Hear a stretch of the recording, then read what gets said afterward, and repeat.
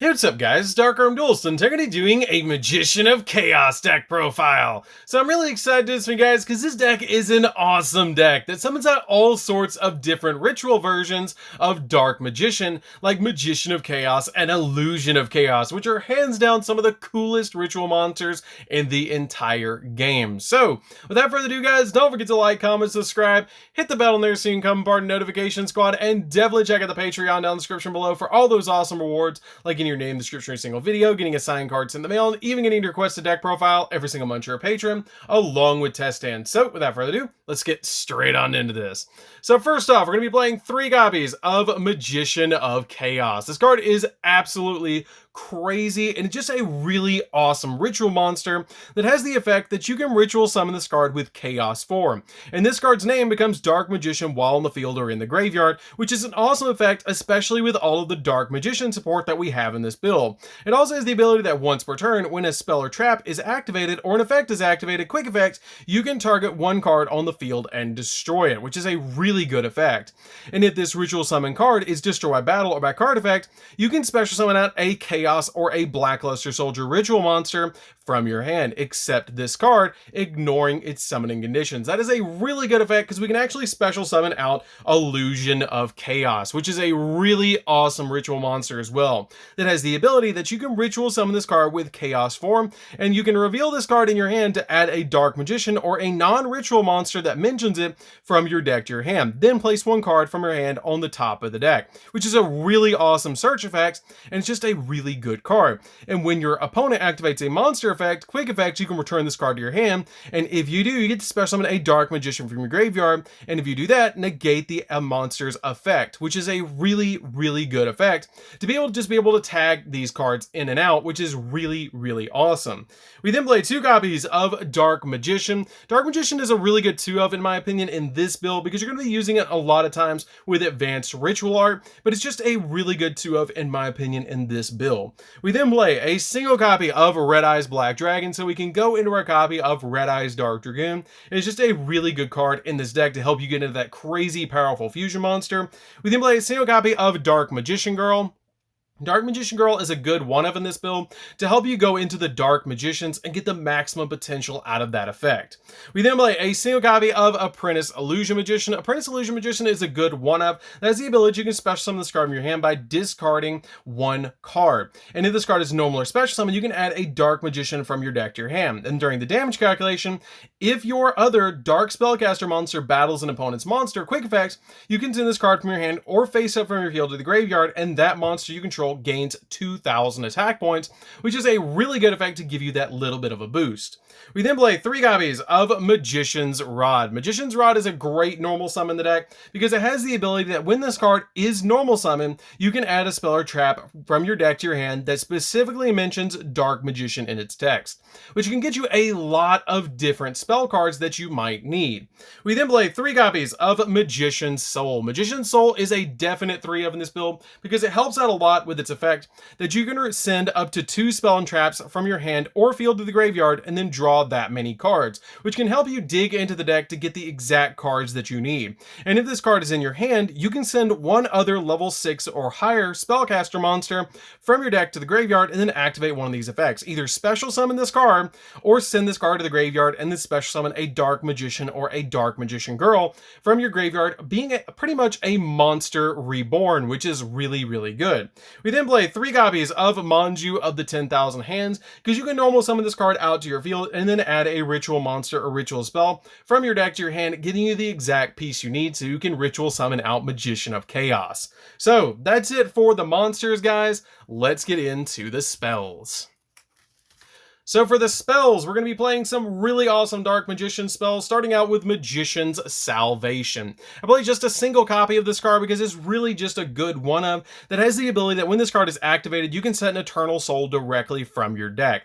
And if you normal or special summon Dark Magician or Dark Magician Girl, except during the damage step, then you can target one of those monsters to special summon a Dark Magician or Dark Magician Girl from your graveyard with a different name than that monster, which is a really good effect that basically you can get both of them on the field field at the same time.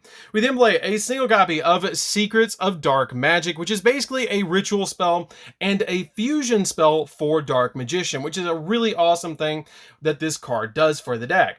We then play a single copy of Magical Eyes Fusion, so we can use cards in the graveyard to fusion summon into some of our really powerful extra deck monsters. 2 copies of Red Eyes Fusion. Red Eyes Fusion is a really good 2 of. I did consider playing it as a 3 of in this build, but I ended up cutting it down to 2 for a copy of Secrets of Dark Magic, which if you want to, you can drop this card down to 0 and put a 3rd copy of Red Eyes Fusion. We then play 2 copies of Dark Magical Circle. Dark Magical Circle is a good 2 of in this build because it has the ability that when it's activated, you look at the top 3 cards of your deck, and then you can reveal either a Dark Magician or a spell or trap that specifically mentions Dark Magician in its text and add it to your hand, which is really good. And if a Dark Magician is normally a special summon, then you can target 1 card your opponent controls and banish it, which is a really awesome effect just to get certain cards off the field that your opponent might have by just special summoning Dark Magician. We then play 3 copies of Soul Servant. Soul Servant is a great 3 of in the deck because it's going to get you the exact card that you need, because it has the effect that you can place 1 card on top of your deck from your hand, deck, or graveyard that is a Dark Magician or specifically lists Dark Magician or Dark Magician Girl in its text, except another copy of this card. And then during your main phase, you can banish this card from your graveyard and then draw cards equal to the number of Paladinium monsters, Dark Magician, and or Dark Magician Girls with different names on your field or in your graveyard, which can get you a lot of draws in this deck. We then play 2 copies of Chaos Form. Chaos Form is a really good ritual spell in this deck. It's going to let us ritual summon out Magician of Chaos or Illusion of Chaos to our side of the field, because it has the ability that you can use this card to ritual summon any Chaos or Blackluster Soldier ritual monster, and you must either tribute the monsters from your hand or field or banish Blue Eyes White Dragon or Dark Magician from your graveyard, whose total levels exactly equal the level of the Chaos monster you're trying to summon.